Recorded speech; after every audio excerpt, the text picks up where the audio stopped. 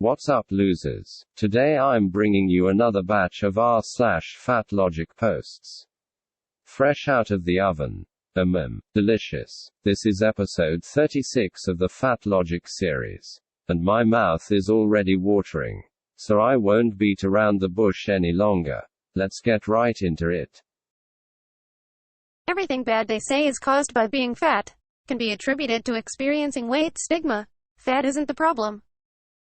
The science is clear. Access my scientific journal resource library on my website under resources/science at redacted. Link from bio. Being fat may be correlated with undesirable health outcomes, but it's the weight stigma, and not the fat, that's the causative factor. So this supposed obesity epidemic that's costing millions, the bill should be delivered squarely at the door of Western weight-centric medicine. And all you lovely shame-spreading trolls, if there was such a thing as a cost of obesity, in brackets, there's not. The haters are to blame.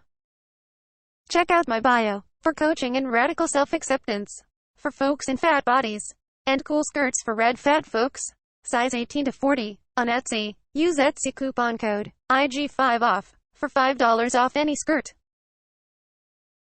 Haha, what a load of rubbish. Even if you accept that weight stigma is a real problem, the idea that it's responsible for literally all of the disproportionate health problems faced by fat people is laughable. It's not supported by the science, and it flies in the face of common sense. If you want people to care about weight stigma, you're not going to get there by totally trashing your own credibility and making it impossible for people to take you seriously, nor by dismissing your totally deserved criticism as the work of trolls and haters. Grow up. A few more notes I have on this post are: 1.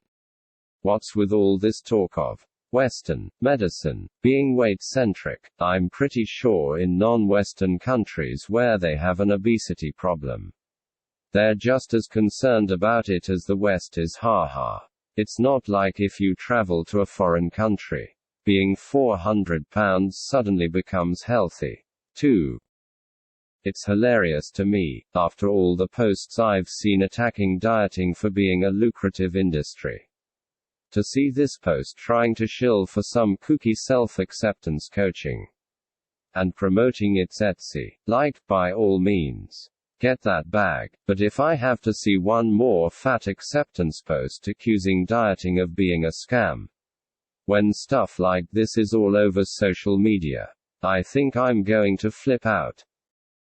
And 3. How can you say that your clothes are for fat bodies when they only go up to size 40? What about all the people who are too big for a size 40? I bet you didn't think about them and how it would make them feel. Ha, tut tut, not good enough. I'm joking. By the way, obviously I don't care about what size the clothes go up to. I just think it's funny how easily fat acceptance complaints can be reverse carded back onto them. Haha. True love is getting fat together. Well, that's an interesting theory. I'm going to have to disagree. I think I kind of get where they're coming from as far as once you find someone you're truly happy with, and you feel comfortable and secure in the relationship, you might not feel as worried about maintaining a perfect physique as you did while you were first dating. I'm sure that lots of people would want to maintain their original physique, but I can understand if some people would be happy to loosen things up a bit. But to actually just get fat together seems like a bad idea. I'm not an expert by any means, but I'm pretty sure that the point of relationships is to be mutually supportive. Right, not mutually destructive. Like, are you really going to encourage your partner to drive their health into a ditch while they encourage you to do the same and call that a healthy relationship? Nah man, couldn't be me. I also don't like the other implication of this, that someone not wanting their partner to get fat must be superficial or not really love them. Because I often see people trying to make those kinds of arguments online. And I think it's pretty unfair. While I do think that we should try to be tolerant in relationships, and it would be a bit silly to break up over, say, 5 pounds of weight gain, I also think we should remember that the basis of any healthy relationship is willing participation.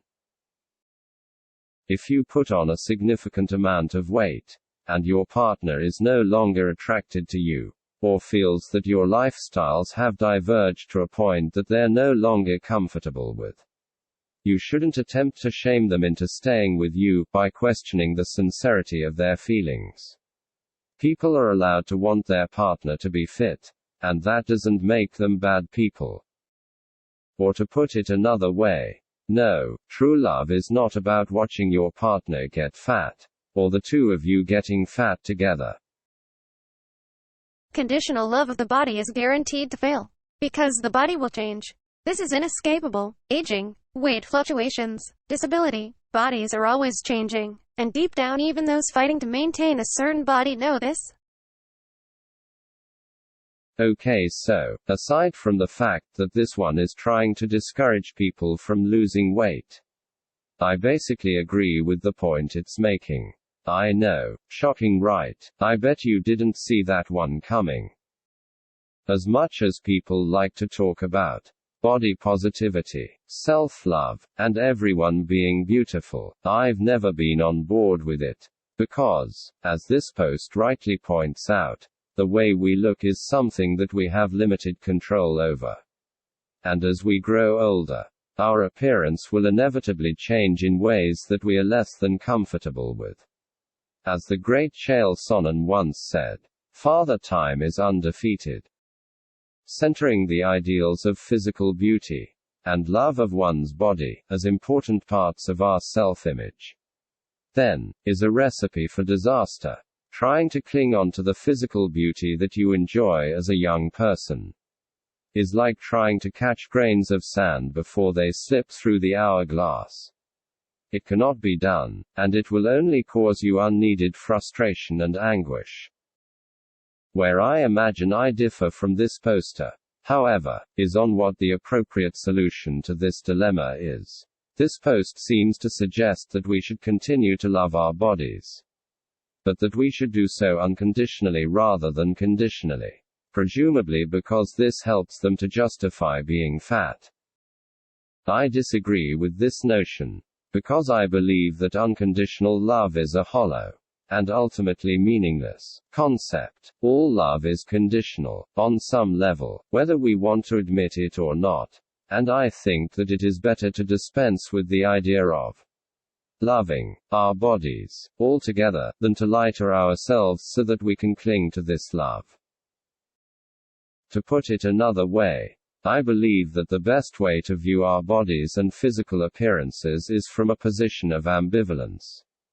I've heard some people use the term body neutrality to describe this approach, and I think that it fits pretty well. It's okay to like some parts of your body, and dislike others. But you should try not to base your identity, self-worth, and emotional stability on something so superficial. Instead, you should focus on the deeper aspects of your character. Who are you? What makes you unique? What do you do for the people around you? And how do you enrich their lives through your presence? What achievements are you proud of? You know, stuff like that, rather than whether you have a nice ass or something. At least, that's what I think. Not gonna lie though, a nice ass is a fine thing to have. It just isn't the be-all and end-all. Oh yeah, and I almost forgot what this was in reference to. But, needless to say, I think it's dumb to use this as a justification for obesity. You don't have to love your body to not want diabetes, haha. Well, that's all I've got for you today. I hope you enjoyed the posts and my commentary. What do you think? Is weight stigma causing all of the problems people associate with obesity? Is true love, getting fat together, is conditional love of one's body destined to fail? Is it important to love your body at all? Do you have a nice ass? Let me know in the comments.